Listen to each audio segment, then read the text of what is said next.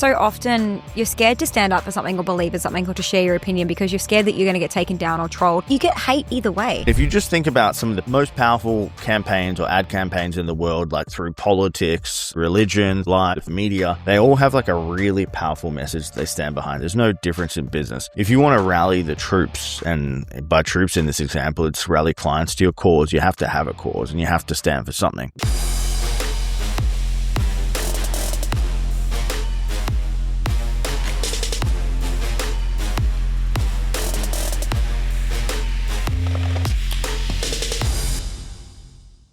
Welcome to episode 131 of the Success School podcast. Today we're talking about 7 lessons from our highest earning clients, why some hit 100K months while others stay stuck at 10. Oh, Steph, how you feeling? Looking amazing in that dress. Oh, thank you so much. I've been putting in so much extra effort lately for the podcast. I can really tell, yeah. Yeah, you, on the other hand, it's just the Uniform. You guys should actually see Tim's wardrobe. It is just literally black shirts and black shorts, just an army of it, actually. Do you know why?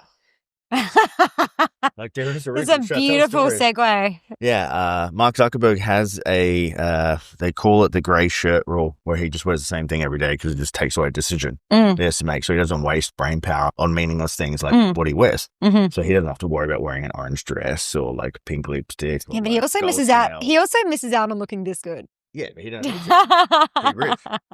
Steph, how are you feeling? I actually thought that you were going to segue into wearing an outfit on a night out and then Well, I was. into your personal update. So my personal update, we went bowling, like big bowl you throw down to hit pins.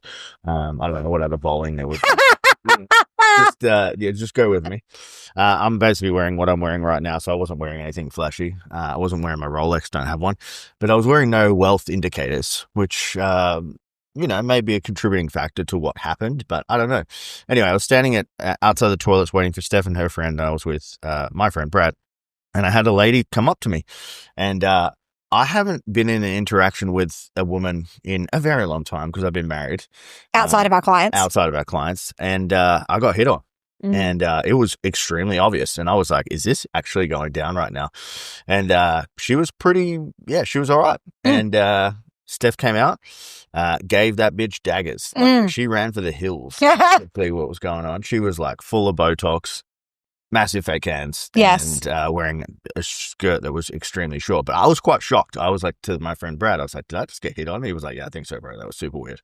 Yeah, I came out of the toilets and I was like, whoa, what is going on here, love? But just want to let you guys know that I still got it.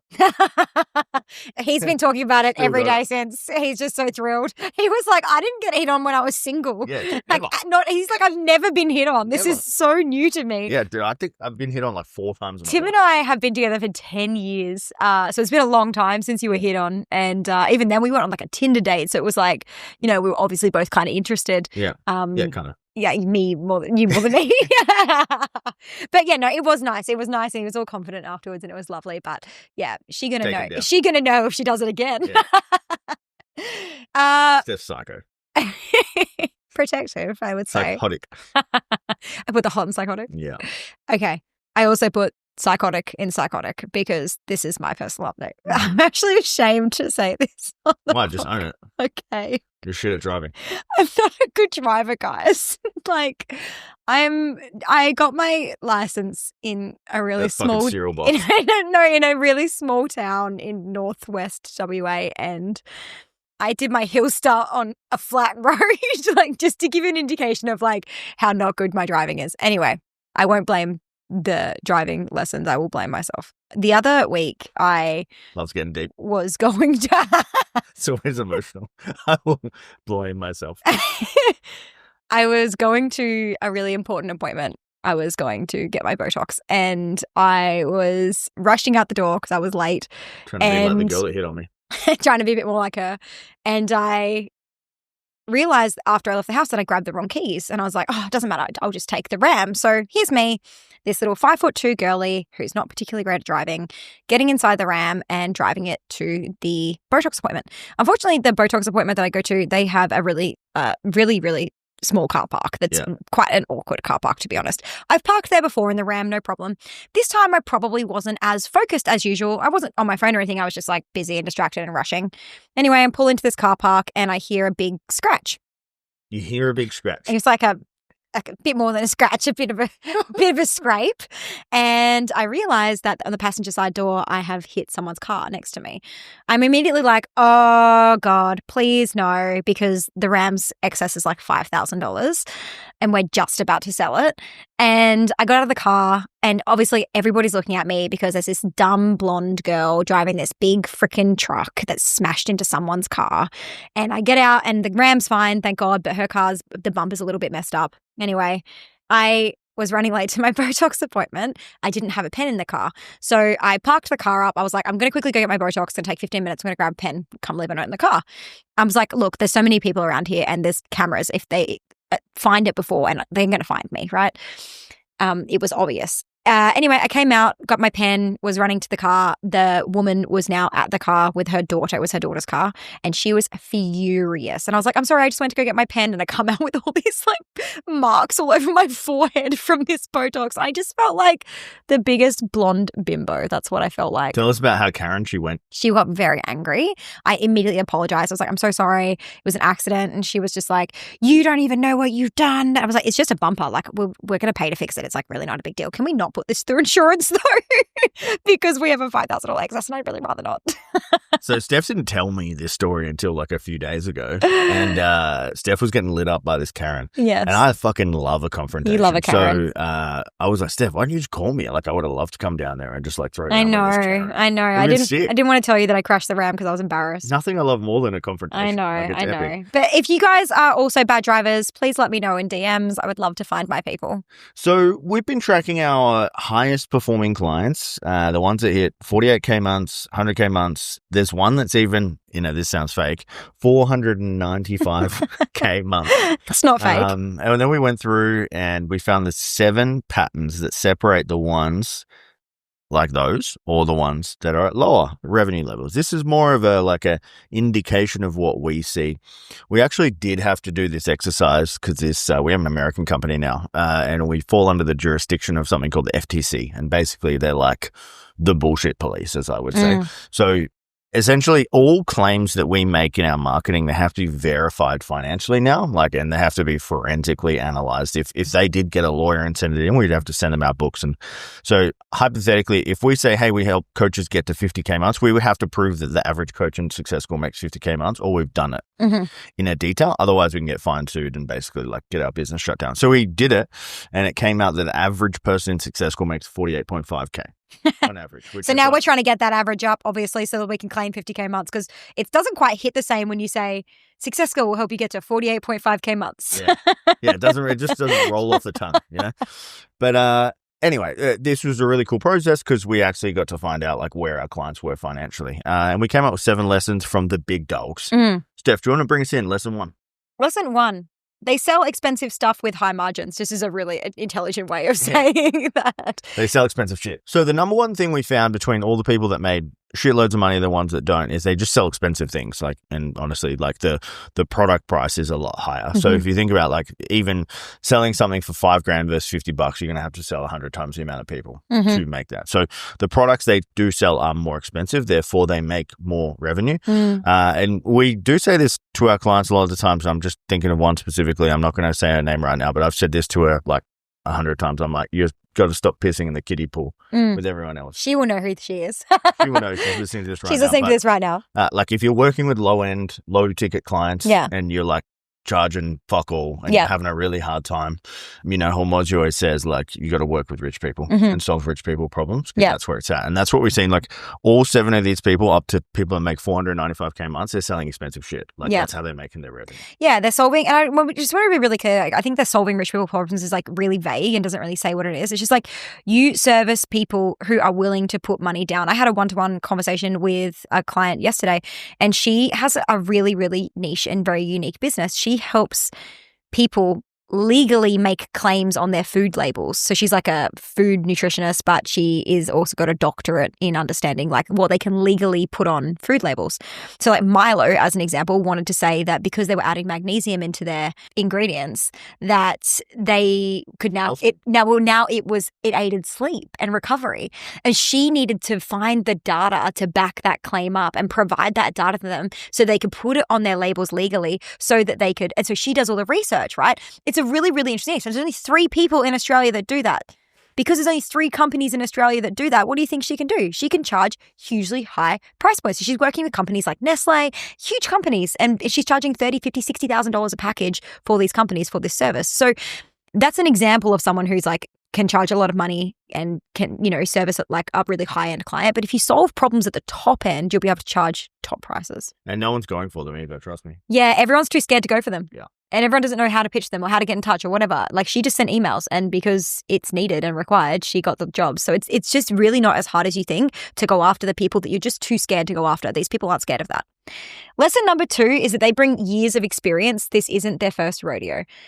Look, when it goes after like going after the bigger fish and not kind of hanging around in the smaller ponds, it really does come down to years of experience. And the more experience you have doing the thing that you are known for, the thing that you're good at, the easier it's going to be for you to be able to land those clients, okay? So if you're just getting started in entrepreneurship right now, if you don't have a huge history of experience, you're probably not going to command big prices straight away. And I'll give you an example, like my own personal journey. I started with no business experience. So when I started like business in general, I just had to charge less so that I could get the clients.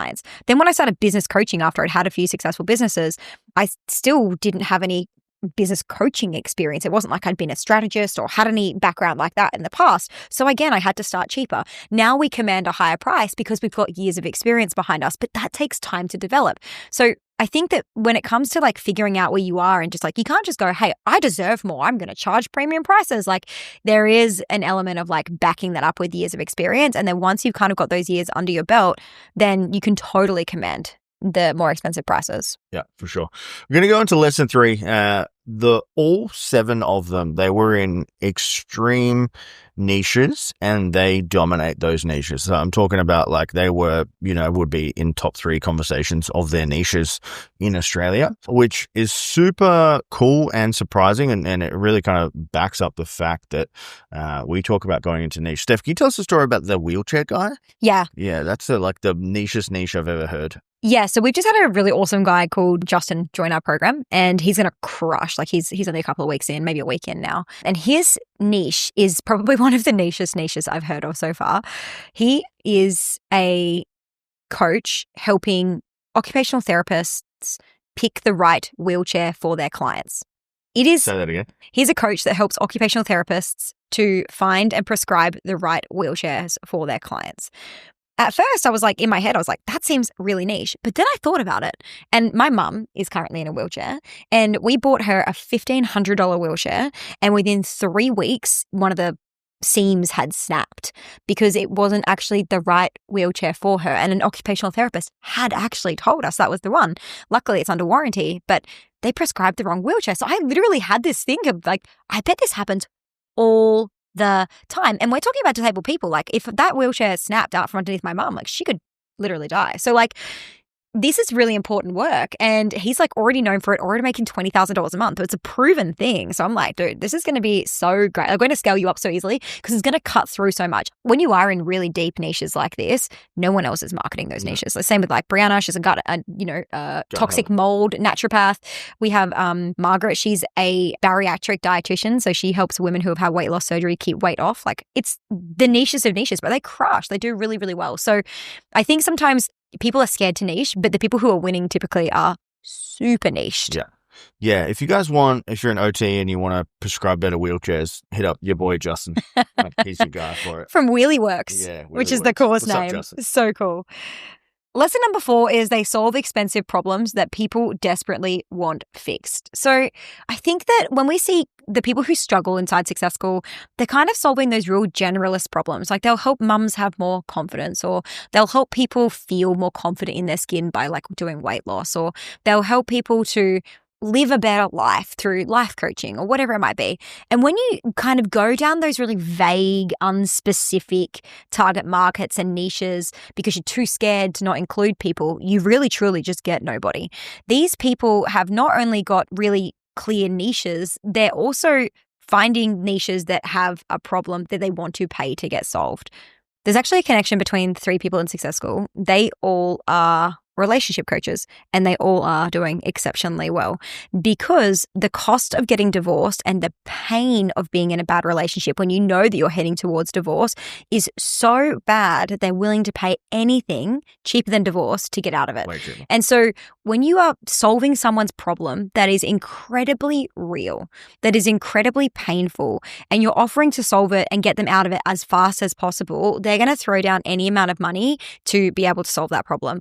But when you're looking into, going into a niche or going into a certain type of business model and going after a specific type of client, one of the questions we always get our clients to ask is like, do they actually have the money to solve this problem? And going back to one of our clients, like Brianna, who's a toxic mold naturopath, her product is incredibly expensive. Like she sells I think it's like $10,000 or $15,000 package. It's a program that goes for 12 months to get over this illness. That's not even including the supplements. Like the supplements are on top and they're quite expensive also. But someone suffering with toxic mold poisoning, someone suffering with Lyme disease, which she also helps with, they are not okay to keep surviving like that. So they find the money to solve the problem. And so if you solve a problem that is big enough, if you solve a pain that is great enough, people will find the money to pay you to get out of that pain. Yeah. Lesson 5 is they all have teams and they ask for help when they need it. Mm-hmm. So I was under the illusion, I listened to some wrong people on the internet that like business, a lot of the time is all about like maximal profits. And when you run a business for maximal profits, typically you have a very lean team. Mm-hmm. And a very lean team means you, or a lot of the stuff you do falls on you, which is great for a bit until it's not, until you've been doing it for years and you start burning out. The story I want to give you here is we just hired a marketing helper, let's call him Gian, VA, and I can't even tell you how fucking good it is that I can come up with a marketing strategy, give it to Gian, and he can go and execute on. It saves so much damn time. Mm-hmm. And all the people that are doing big dollars here that we're talking about, they all have people like Gian that are working for them and contributing to the business. And I think a lot of the times people in small business especially, like they're pretty greedy to like take all the profits immediately and not reinvest any. We did talk about this in the last episode, but a lot of the times in that small business phase, if you start doing 10K months, 20K months, they just want to pull that out and then just start jacking up their lifestyle and getting a really crazy car, which is honestly the dumb thing to do. Like you should live cheap and then grow your business and expand. And down the track, you're going to delay your gratification and make more money. But all the people at the top, they have team and they have people doing stuff for them. Example for us as well in Success School is like, we could actually take a week off now. Like we have client success team, we have salespeople, we have like, and the wheels would keep churning. But probably like 6 months ago, we couldn't at all. Like we just didn't have the right setup. And that's because we were chasing profit. Yeah, like we wanted to have a really high profit margin. We were aiming for like 60 to 70% profit margin. But what that meant was that, a lot of the work fell back on us because we didn't want to hire someone to do it. Now we're living in a slightly different phase where obviously we're moving to Thailand. So profits are just a little bit different and our cost of living is reduced and things like that. So now we're reinvesting back into the business in a really big way to get the support so that we can grow. And we're also entering a different phase of life as well. But I do think that, maximizing profits should come once you've got the team set up, probably. Yeah, for sure. Lesson number 6 from the clients that we have that are doing the most money is that they keep their coaches and mentors updated on what's happening. Like they stay in constant communication. They ask for a lot of support.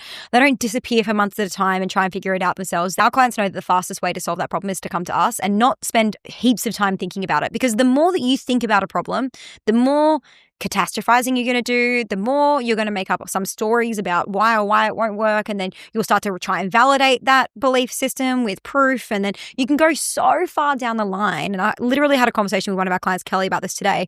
We haven't seen her for a couple of months. She got busy.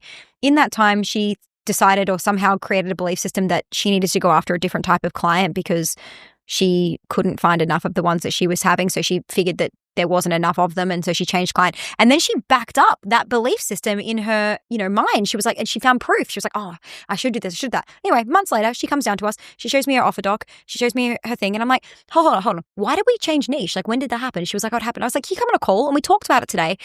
And she was like, you're so right. I don't know what the fuck I've been doing. I should have come here 3 months ago when I was having this problem and not just hidden. Our best clients, the ones that make the most money, and I don't say they're the best, but they make the most money, they show up every single week without fail. They bring us their problems. They show us their KPIs. They say, hey, this isn't working. Hey, can you review this? Hey, can you look at my landing page? Hey, this isn't converting. Hey, this is the stats. How can I optimize that even better? And when they do that, and because they do that, they're getting better every single month. And every single month they're going, in some cases, from $50,000 to $60,000 to $90,000 to $140,000 a month just by testing and reiterating every single month. Like, it's crazy the jumps that you can have, but most people just hide. They hide. And lesson 7 is they take a stand on their unique message and they go after it. What I mean by that is, in a marketing message or whatever it is, you have to stand for something. And if you don't stand for anything, you stand for nothing, and then you'll get forgotten about. All of these people have a really clear niche, they have a really clear message, and they have a really clear value proposition. Okay. If that shit is wishy-washy, and honestly, this is what we cover in Success School at the start of Success School in Compound Marketing, but they are super dialed in on that, and everything is great about what they do in terms of their marketing message and overall stand. And if you just think about some of the most powerful campaigns or ad campaigns in the world, like through politics, through religion, through life, through the media, they all have like a really powerful message they stand behind. There's no difference in business. If you want to rally the troops, and by troops in this example, it's rally clients to your cause, you have to have a cause and you have to stand for something.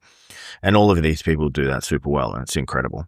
Yeah. And on that, I think that so often you're scared to stand up for something or believe in something or to share your opinion because you're scared that you're going to get taken down or trolled. These people don't care. They have their belief, they have their opinion, they have their stand on the market. They show up and they share it, and they do get hate, but you get hate either way. Yeah. We have had periods of time where we've stood for nothing, or we've kind of tried to be good girl, good boy, blend in. We got hate for that too. Yeah. You will get hate in all directions. So you may as well get it for standing for something that you believe in. Yeah. Steph, of the 7 lessons that we covered, which one of them stands out as something that everyone could implement straight away to have a big impact in 2026 on their revenue? The easiest one is just to get some people in your corner who can tell you what to do, honestly, because the best one and the one that will probably work the best for you is to niche down and really nail in that new niche message, to really go after a clientele who have the money, identify that pain, create your offer to solve that pain for the market. But I can say that to you right now, and you might be thinking to yourself, I don't even know where to begin on that, which is why my actual piece of advice is get a container. I don't care if it's successful or not, although I actually really do care if it's successful. I really believe that you should join. But being inside the container, for those clients who are listening, get on the calls, ask us the questions. We should be seeing you every single week, asking us questions and reviewing your stuff and reviewing your landing pages. Don't be scared, don't be ashamed, show up and get the support, because that is the fastest way to grow. We can tell you, we're seeing the behind the scenes of what so many businesses, hundreds of businesses at a time are doing. We'll be able to pinpoint straight away what's working and what's not and how to fix it. So I think get the right people in your corner who are going to be able to tell you from, outside the bottle, these are the things that you need to do in order to get there, and help you make those decisions so you're not thinking about them for months before actioning them. Guys, if you want to grow your impact and income in 2026, Success School is the best place for you, our mastermind program. All you guys need to do is go on our website, makemoreprofit.com. Check out the mastermind page. It's got all the information about how it works. And then from there, you guys can book a free scale session, chat with our team, see if it's a good fit for you. But, we back ourselves and we'd love to work with you. So if you guys listening to this episode and found it valuable as well, apply, book a call, and then also please leave us a review and sub to the show. And I would also say that if you see me on the road, you should probably drive in the other direction. Yeah. Luckily, Steph is not going to be driving in Thailand. I'm getting an e-bike. An e-bike and a driver. I don't think that's worse. We're going to hire someone else to just drive you around. Just keep you paid up. I might just lose my license. Thanks, guys.